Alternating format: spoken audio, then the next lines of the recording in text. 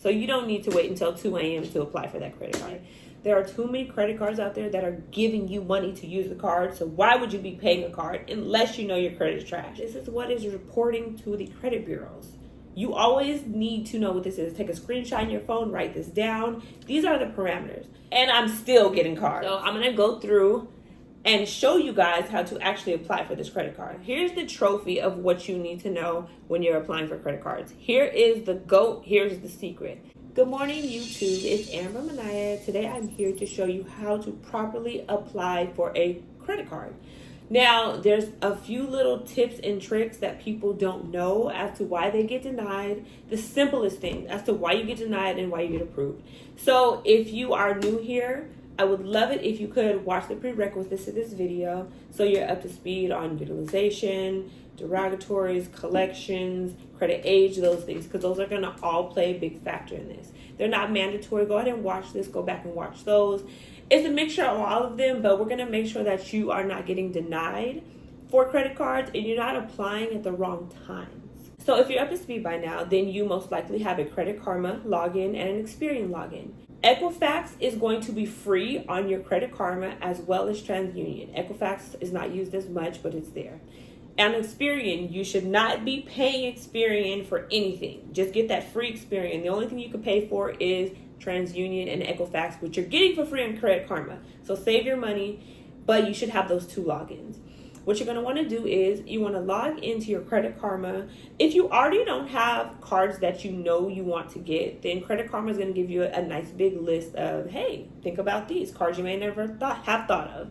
If you go to Credit Karma and you click on cards somewhere at the bottom, if you're on the website, I don't personally use the app, but it's a little flipped on the app. It's okay though. So if you go to cards on Credit Karma, they're going to give you a list of all the cards and your approval rate for those cards, right? It'll tell you very good, excellent, outstanding, poor, fair, not likely. It'll tell you those things. That's the only thing on Credit Karma I do not listen to. Everything else on Credit Karma is great, but when it comes to that, I have applied for cards through Credit Karma when it says like good, very good, and got denied.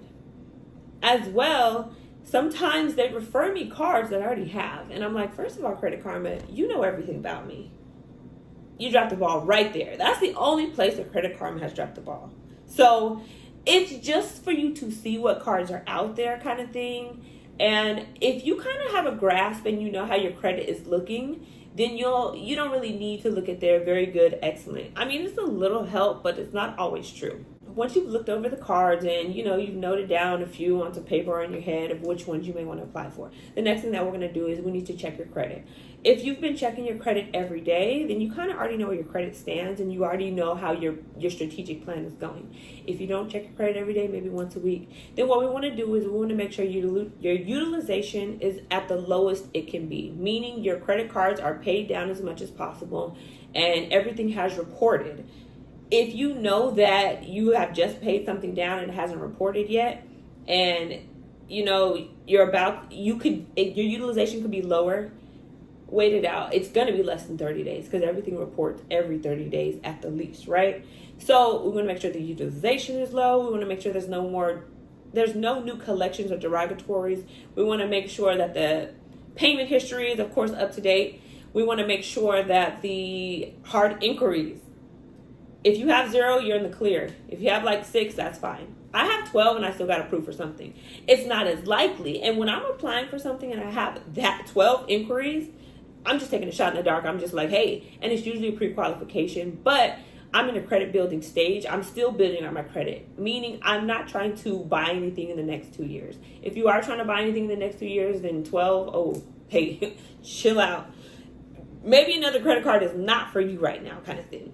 But you just want to know where your credit overall stands. If your credit is at its best right now, then yes, today is the day you want to apply. If your credit is going to get even a little bit better in the next 30 days, wait, get it there and then apply because you want to get the best approval, you want to get the best limits, or you want to get the best interest rate. Interest rate is not really going to apply to credit cards because we don't pay interest over here, but you want to get the highest approval, right? Highest credit line. As well, you want to make sure that you have at least like a 2-year credit age when you apply for things.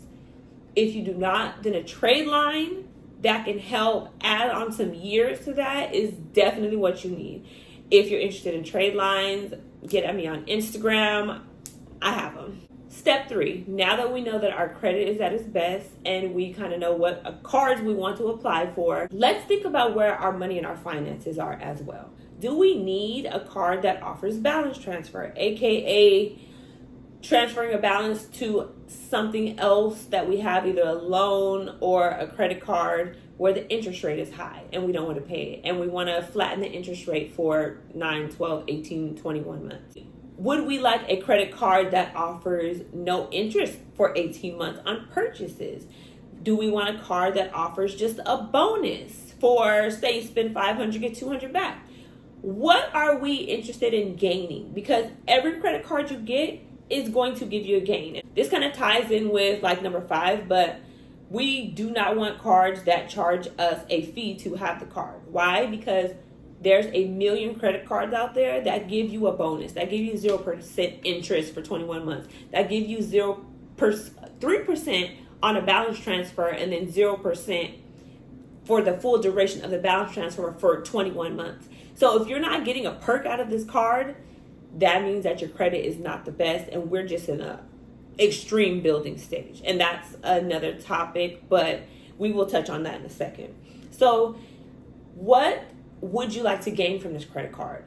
How can this credit card help you in the next 2 years? What can you utilize from this credit card is what you want to think about. You might even just want a credit card that gives you 3% back on everything instead of 1%. Personally, that's something that I like. Once all my credit cards are giving me 2% back. Okay, so now which ones are going to give me 3? Which ones are going to give me 5? That's what I'm interested in, kind of thing, when I'm applying for a credit card. When you look through all these credit cards, pick at least 2 cards that you want to apply for today. The rest of them, keep on the back burner, keep them in a little hierarchy for next time. But we just want to focus on the best 2 cards that you can find for yourself right now. Now, here's the trophy of what you need to know when you're applying for credit cards. Here is the GOAT. Here's the secret. You need to know your parameters. When I say you need to know your parameters, that means you need to understand what they're asking you on this application, and you need to know how to accurately give them what they want. I'm not saying you got to tell them what's really going on. You got to give them what they want. So I'm going to go through and show you guys how to actually apply for this credit card. Now, when I said know your parameters, just note that your parameters can go up, but they should never go down. When your parameters are going down, it lets credit card companies know that something is wrong. So you always want to make note of what your parameters are so that every time you apply, you're in the same range. Now, when I say parameters, let's go ahead and get into how we set our parameters. So what we're going to do is we're going to go on Credit Karma. When you log into Credit Karma, if you're on the website, you want to go down to loans. Now, just because we're going down to loans, please do not apply for any loans on Credit Karma. I'll tell you why in a second. But once you're in there on Credit Karma, you're going to go to loans, and you're going to see where it says income and it says housing. Whatever yours says is what has been reported to credit bureaus, and you most likely told the truth. Now, if you're applying for a credit card and you let them know you make $48,000 a year and your rent is $2,000 a month, your debt to income ratio kind of thing, that's not the proper term, but it doesn't make sense. Why would I want to lend you credit if you only make $48,000 a year and your rent is half of that? You're most likely not going to be able to pay me back if you have other obligations, because you probably do. So when you go into this loan section, income, I put 196. I don't make 196. But this is one thing that they don't check. When it comes to loans, they check. I like credit cards because they don't check as well. This could be your household income, is what I've realized. I don't know if it says it here. I don't think it does. But what a lot of credit card companies ask for is what is the overall, everybody in the house, what is that income? So right here, I put 196. I don't want to put 200K because then they might start asking questions. But if you put, I say between 125 and 196, it lets them know, okay, you got some extra money. Now, housing, I keep it at 500. Why? $500 is very unbelievable, especially California, right? But who's going to tell me that my significant other doesn't pay all the rent? First of all, I could put 0. You can't tell me I don't pay nothing in rent. I could be living at home with mom. You don't know if I don't pay 500 or 0. So I keep it at a nice light 500. That's fine. But as long as it's here, this is what is reporting to the credit bureaus. You always need to know what this is. Take a screenshot on your phone, write this down. These are the parameters. Now, if I do scroll down on this, it's going to show me loans, right? Look at the percentage rates on these loans. 19 and 20%. Never get a loan at that amount as well. Just don't get loans from Credit Karma as well. On Credit Karma, they'll ask you, hey, put in your car, hey, link your bank accounts. Don't link any bank accounts. Don't link your car. Don't link anything. They don't need to know anything about you because it helps them to like build a case against you kind of thing. Credit Karma is lovely. They're not trying to go against you, but they do work for these credit card companies. They want to be able to give you a higher interest rate. So when you put in things like, oh, this is how much my car payment is. Oh, this is how much my rent really is. Oh, I did my taxes. They don't need to know that. That's unnecessary. It's not going to help your chances. It's most likely going to hurt them. Just a fun fact. So we have put in those parameters and we have written them down so that every time we apply for something, again, every time we apply for anything, they're going to go in the background and they're going to check. It's kind of almost like an identity check. They're going to see if this makes sense to what you've been reporting. If one day you make $48,000 and then tomorrow it says 24 or 140, that's too big of a gap. So if you watch this video and you just go and apply for a credit card and they say, how much do you make? And you put 100K, but then your Credit Karma is showing that you only make 48, there's going to be a huge discrepancy, and that could be a reason why you get denied and they won't even tell you. So you want to make sure that this matches whatever you're going to be putting on your credit card applications. So if it doesn't match, just go ahead and go in and you can alter those numbers. Do you own or rent a home? Honestly, it doesn't matter. I always put I rent. It doesn't matter if you rent, own, or don't pay your rent at all. What matters is how much do you pay. They want to know that you can pay something back kind of thing. So we get those parameters in. Monthly rental payment, yes. They're going to ask you right here, what is this loan for? Just pick anything and just click save, because we're not really getting a loan. We're just trying to tell the bureaus, hey, this is what I make. If somebody applies for anything in this ballpark range, it's probably me kind of thing. It's like a mini identity check. Number 4, when you're applying for these cards, you want to make sure, again, there is no annual fee, no monthly fee. Unless you know your credit is just that bad and you're going to have to get one of those secured cards that have a monthly or yearly fee or something like that, that's fine. But again, there are too many credit cards out there that are giving you money to use the card. So why would you be paying a card unless you know your credit is trash? If you know your credit is trash, you should also have trade lines helping you boost yourself up for even a secured card. Sometimes secured cards are hard for people to get when they have trash credit, but trade lines can help in this moment. So I went online and I randomly just chose a Capital One Quicksilver card, I believe, right? Again, you want to be applying for 2 cards at the same time, because every card has different parameters that they check for and that they want their customers to abide by. If Capital One likes me and Discover doesn't, at least I got 1 card, because once you apply for 1 card, that hard inquiry hits right away and comes up on your credit. So if you can apply for 2 cards at the same time and the gap between them is not too far out, then it won't look too bad to the other company that you're applying with.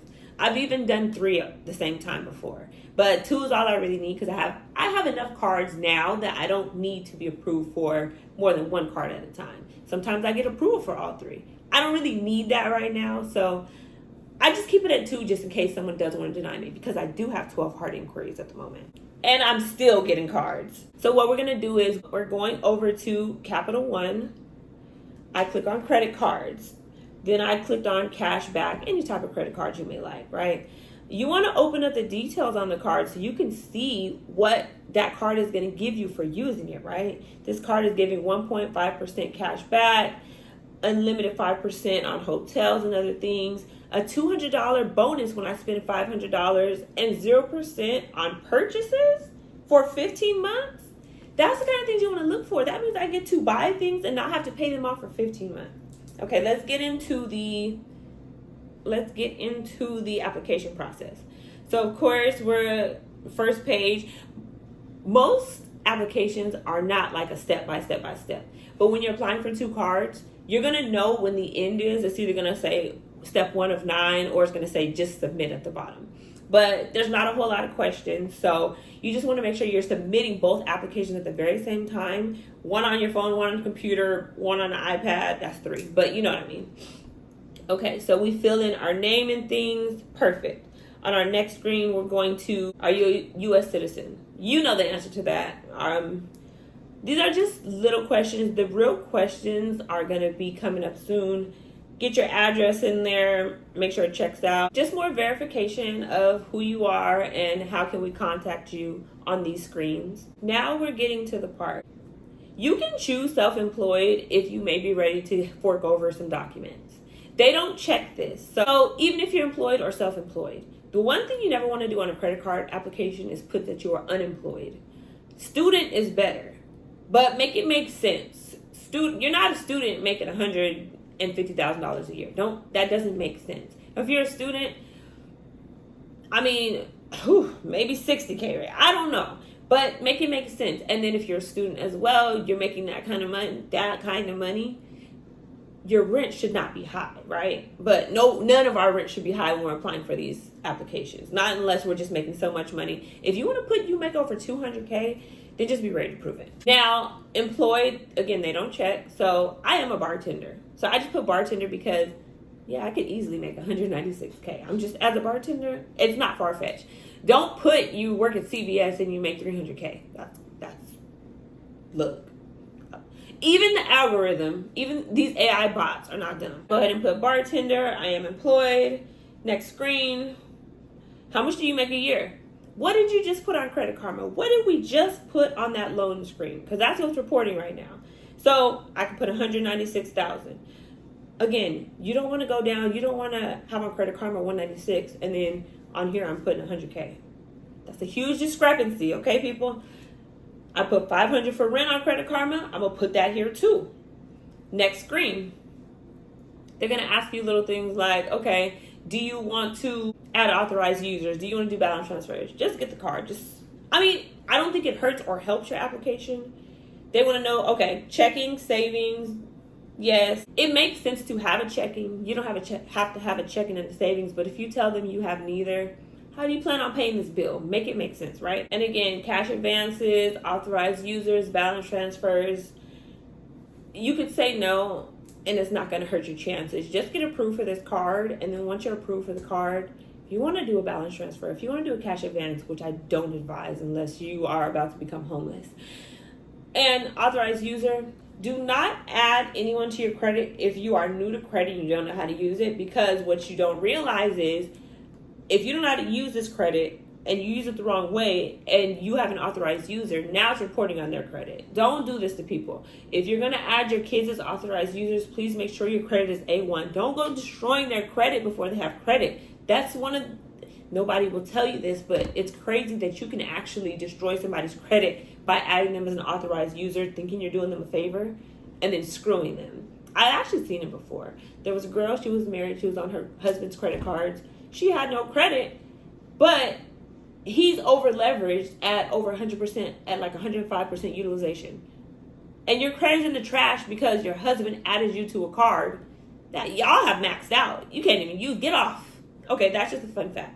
When you're applying for 2 cards at once, you'll most likely get approved for at least one of them. If you get a denied for both and you've checked all your credit parameters, there's something else going on, and it's very unlikely that you didn't catch it. I'll say that. Now, I've also heard of the apply for this card at 2 a.m. when only the algorithms are woke and there's no real people checking it. Honestly, I've done it before. It wasn't significant, and it was a long time ago, so I don't even remember the outcome. Applying at 2 a.m. is not something you need to do because at this point, AI is checking everything. There may be some cases where it's real people, but it's not going to be that much of a difference. So you don't need to wait until 2 a.m. to apply for that credit card. If anything in this method worked for you, if you just tried it right now, please let us know your wins in the comments. Questions, comments, or concerns, put them there too. This is going to help a lot of people. Just remember, You want to write down those parameters, and the parameters are how much do you make yearly and how much do you pay in rent. But know those specific parameters and understand them as well. Stay tuned for my next video on how to actually use this new credit card that you just got in the mail that you were just approved for, or the multiple ones. I'm excited for y'all. This really gets me passionate, and thank you for tuning in again.